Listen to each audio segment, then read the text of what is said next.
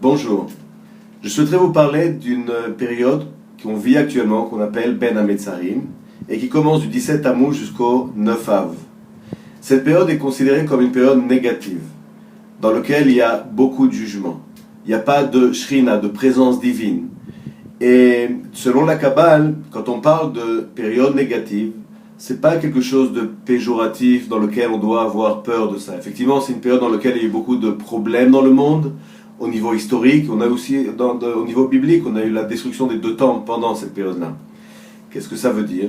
Ça veut dire que c'est une période dans laquelle on doit pleurer, on doit être triste, on doit être endeuillé, on doit se mortifier. En réalité, non, pas selon les kabbalistes. Mais au contraire, c'est une opportunité qui nous est donnée pendant 3 semaines de créer un réel changement dans sa vie. Qu'est-ce que j'appelle par changement?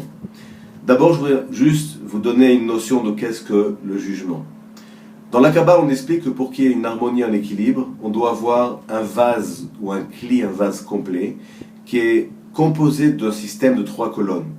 Il y a l'énergie d'un côté, l'énergie du Créateur. Il y a notre désir de recevoir de l'autre côté, c'est l'aspect, la colonne de gauche, c'est le désir de recevoir. Et entre les deux, il y a une relation, c'est-à-dire qu'il y a un système de résistance.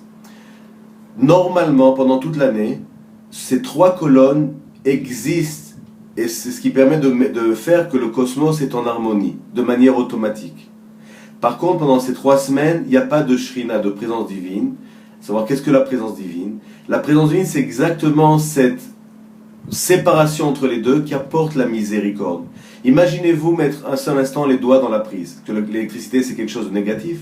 Non, mais s'il n'y a pas de résistance entre vous et le courant, alors il y a un jugement. La résistance, ça peut se comparer à la présence divine. C'est ce qui nous protège de la lumière pure du Créateur, de cette énergie intense qui se diffuse pendant ces 3 semaines.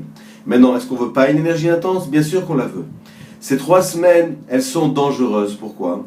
Parce que si on agit avec désir de recevoir pour soi-même, si on agit avec égoïsme, si on agit avec la colère, avec l'envie, avec la jalousie, si on fait des choses nouvelles qui vont apporter un plaisir dans sa vie, c'est dangereux parce que ça apporte un plaisir, mais il n'y a pas de, rappelez-vous, il n'y a pas de shrina, il n'y a pas de protection.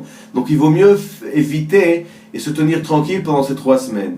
Mais au contraire, les kabbalistes expliquent que si pendant ces 3 semaines, c'est pas d'être se mortifier, mais on se recueille, et on cherche au fond de soi-même pourquoi est-ce qu'on est séparé du vrai désir de recevoir qui est vraiment de s'illuminer, d'avoir la lumière, d'être équilibré dans la vie, d'avoir ce désir uniquement de se rapprocher du cosmos, de ressentir les autres, de ressentir le Créateur, de se rapprocher de la lumière infinie du Créateur. Si on a ce désir-là, alors bien sûr que la vie serait d'autant plus facile. Ces 3 semaines, c'est ce qu'on peut récupérer par le fait de se recueillir sur soi-même, de ressentir la peine d'être loin du vrai travail spirituel.